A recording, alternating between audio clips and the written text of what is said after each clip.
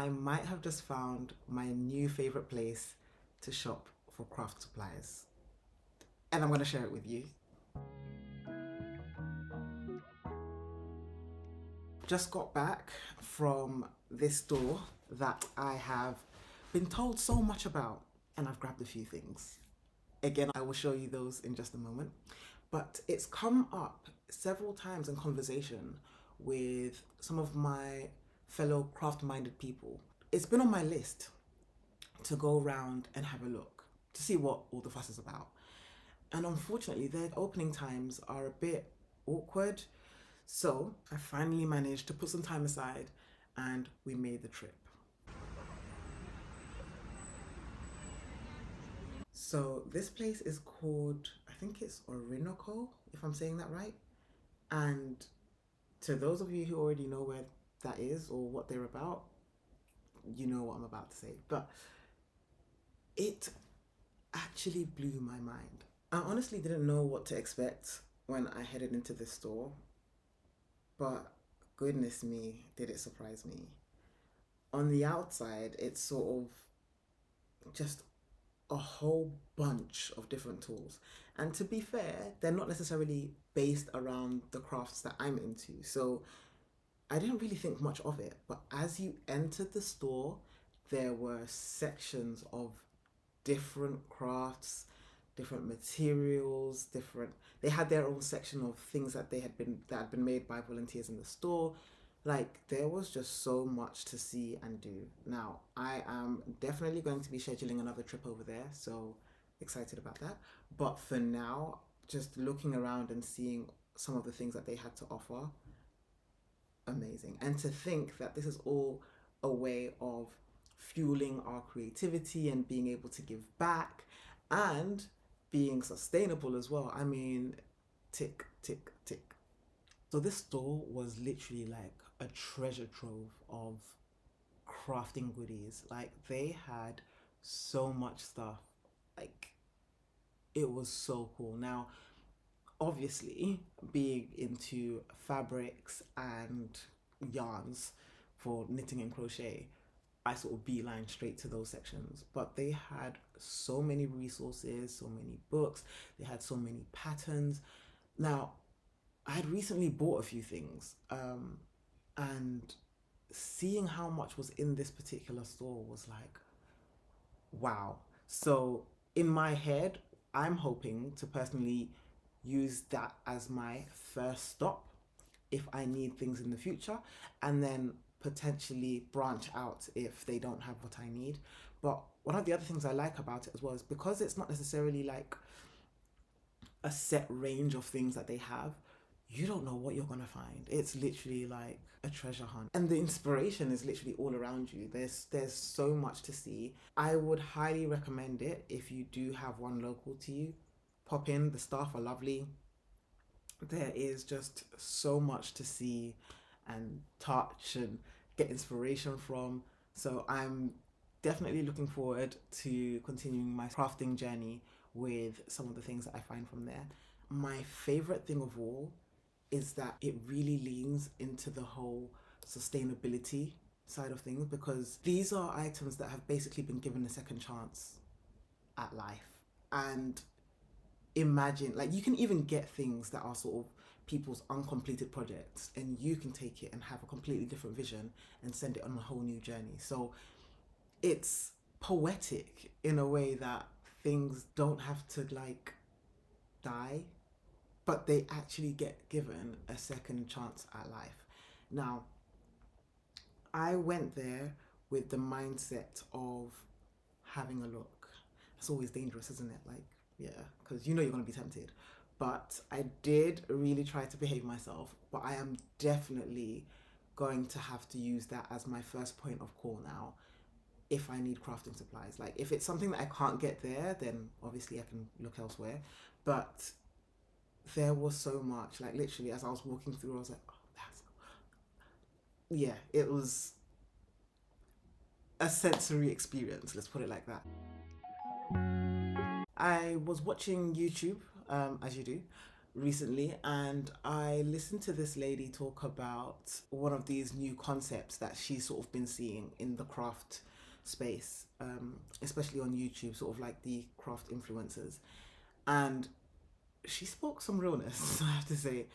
And she did make me check myself, honestly. So I'll try and link her in the description box below. And one of the things she touched on was about people almost sort of like over consuming in the craft space, where you're buying, or actually, there were two different YouTubers that said similar things. I'll put them both in there.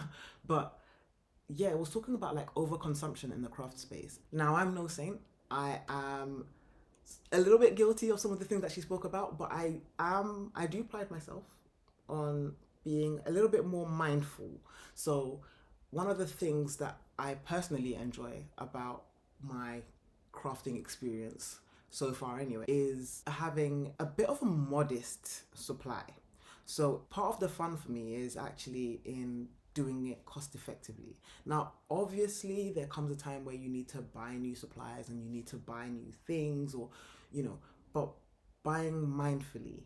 So, do I have a mini yarn stash, which I don't know exactly what each yarn ball is going to be used for? Absolutely. I mean, if you can afford to have that, then more power to you. The temptation is there. A part of me would like to have that. Do I sometimes fall into the trap of buying more? Absolutely.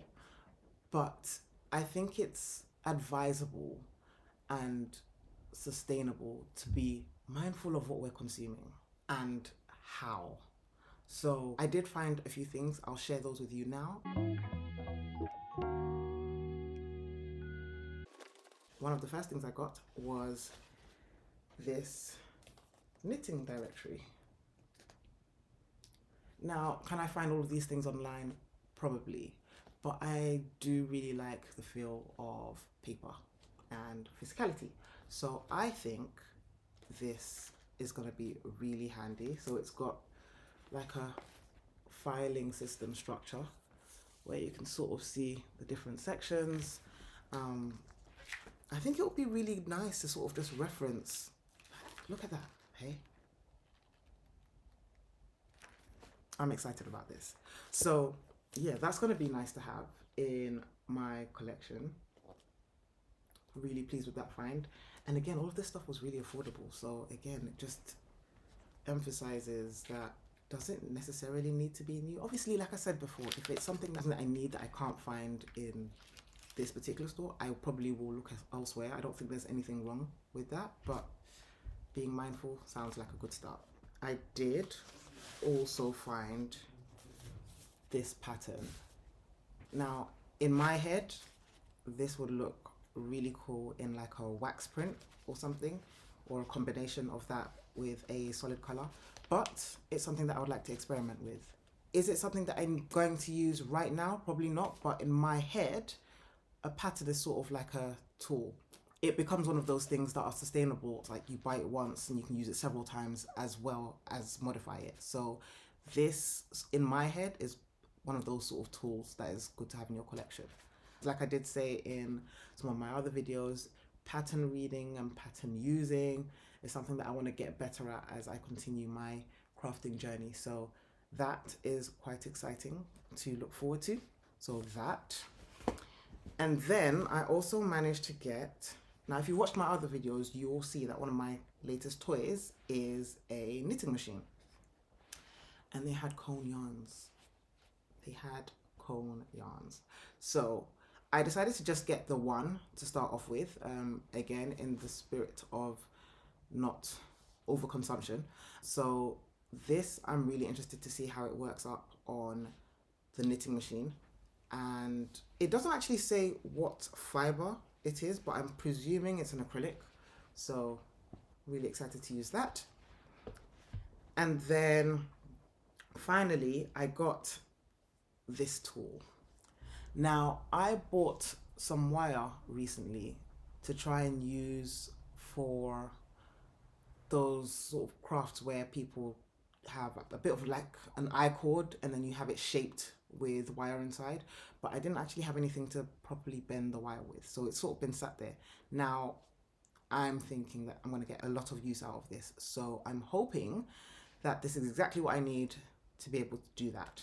So again, not too much, but enough to keep me excited about what I'm going to do next. Now, I think it's worth stating as well. I think sustainability is probably going to mean different things to different people, and consumption and consumption levels will also probably mean different things to different people. Now, for me, I think it's useful for everyone to do their part, but at the same time, I'm of the opinion that people work in different ways. Some people need to be surrounded by a lot more to be able to find their creative spark. Other people might not need or have that requirement. Now, one of the really interesting things I found from the whole trip as well is that the same way that I can go into a store like that and buy things, they also accept donations. Now, this probably sounds like common knowledge to everyone else, but that's actually really encouraging in terms of the whole giving items a second life sort of thing. Because if I decided, you know what, I've tried this particular hobby and it's not for me, well, those things don't need to end up in landfill. Somebody else can actually give it a completely new outlook. So it's just nice to see. As simple as. Really interesting journey to the store today. Really happy I was told about it by my fellow craft friends. So that was really helpful, and I'm looking forward to potentially finding others like it.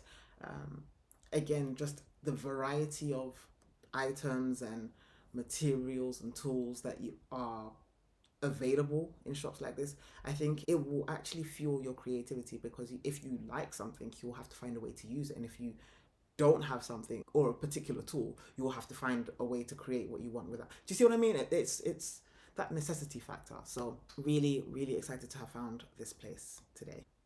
Honestly, I had no idea that I could find charity shops dedicated to crafting, and I am so pleased I found one. Do you have one near you? Have you been to one? How was your experience? Let me know in the comments.